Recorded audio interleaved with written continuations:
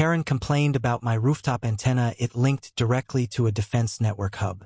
Have you ever wondered what happens when a neighbor's petty complaint spirals into a clash with national security? It all started on a crisp Saturday morning in Maplewood, a sleepy suburban neighborhood where the biggest drama was usually who forgot to mow their lawn. I'm Alex Carter, a retired electrical engineer who'd moved here for peace, quiet, and a chance to tinker with my lifelong passion, radio technology. My pride and joy was a sleek, 20-foot rooftop antenna I'd installed to connect with fellow ham radio enthusiasts across the globe.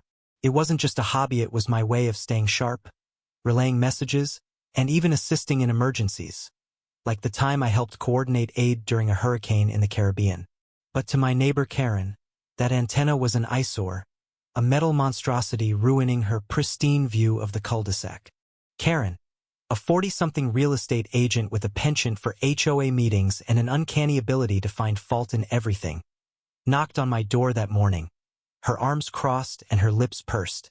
"Alex, that thing on your roof is hideous," she said, pointing upward as if it were a UFO.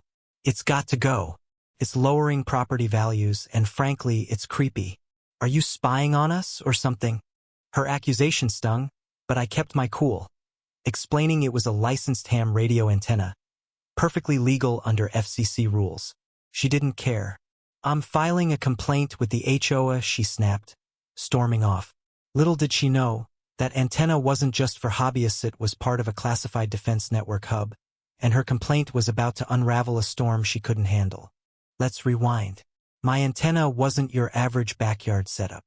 A year ago, I'd been approached by a Department of Defense contractor after my call sign popped up in their radar for relaying high-quality signals during a regional blackout.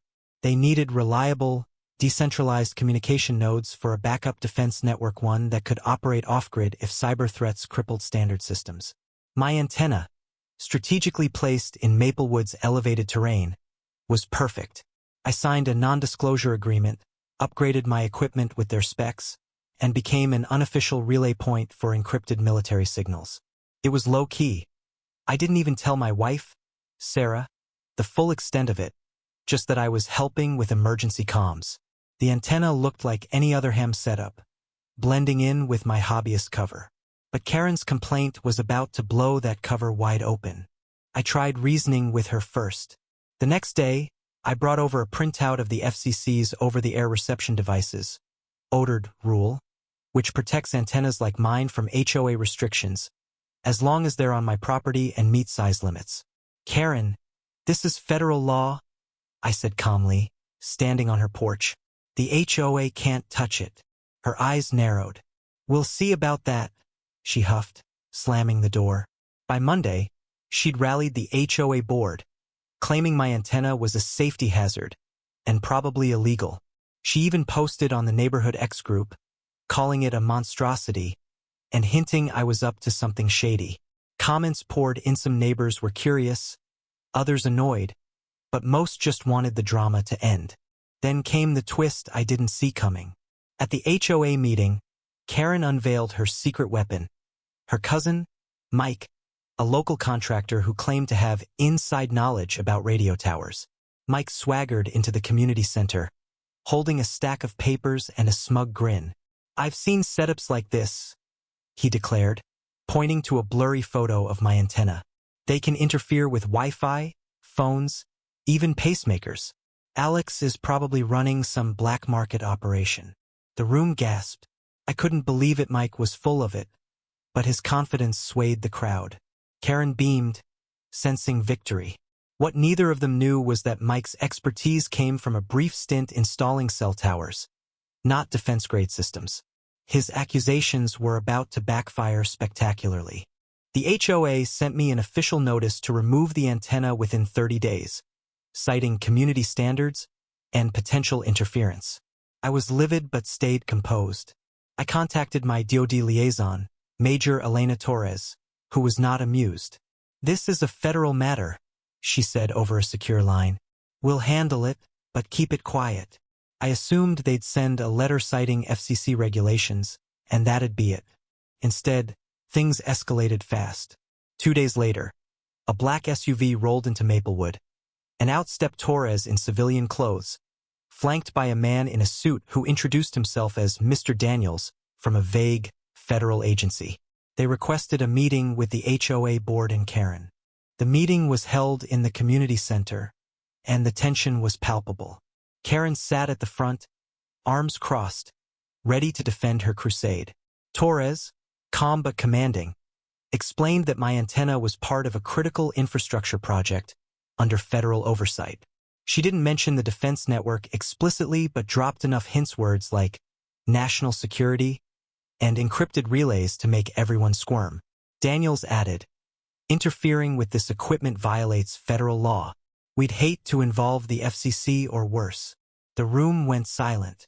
Karen's face turned beet red, but she doubled down. How do we know you're not just covering for Alex? She demanded. This sounds like a scam. That's when Mike, her cousin, made his fatal mistake. Emboldened by Karen's defiance, he stood up and said, I've got contacts in the industry. I can get that antenna inspected for illegal signals. Torres's eyes narrowed. Be careful what you wish for, sir, she said. Unauthorized inspection of federal equipment carries penalties. Mike blanched, suddenly realizing he'd stepped into something way over his head. The board, sensing the gravity, quickly voted to rescind the removal notice. Karen was furious, muttering about government overreach. But her allies were crumbling. Karen's campaign didn't stop there. She took to X again, posting a rant about shady government deals and tagging local news outlets. Big mistake. One outlet, intrigued by the drama, sent a reporter to dig into the story. But instead of exposing me, they uncovered Karen's history of frivolous complaints, everything from suing a neighbor over a too bright porch light to reporting a kid's lemonade stand for unpermitted commerce. The article painted her as the neighborhood busybody, and her credibility tanked. Meanwhile, the DoD quietly reinforced my antenna's security, installing a discreet lockbox to prevent tampering. Mike, spooked by Torres's warning, apologized to me privately, admitting he'd exaggerated his expertise to impress Karen. She's my cousin, man. I had to back her up, he mumbled, looking like a deflated balloon. Karen's final blow came at the next HOA election. Her reputation in tatters, she lost her board seat to a newcomer who promised less drama, more community. Neighbors who'd once nodded along with her complaints now avoided her, tired of her antics. My antenna stayed put, humming quietly as it relayed signals for both my ham radio chats and the defense network. Sarah, my wife, who'd been skeptical of my hobby at first, became my biggest defender, even baking cookies for the neighbors to smooth things over. You're like James Bond with a soldering iron, she teased me one night. Looking back, I can't help but feel a mix of pity and frustration for Karen. She thought she was protecting the neighborhood, but her need to control everything blinded her to reason and the truth. My antenna wasn't just a piece of metal. It was a lifeline for communication, a quiet guardian in a world that needs backup plans. I learned that sometimes, the smallest battles like a neighbor's complaint can ripple into something much bigger, and I'm grateful for people like Torres, who reminded me that some fights are worth standing your ground for. What do you think? Did Karen have a point about the antenna's appearance? Or was she just picking a fight she couldn't win? Share your thoughts below. I'm curious to hear where you stand on balancing personal freedom with community standards.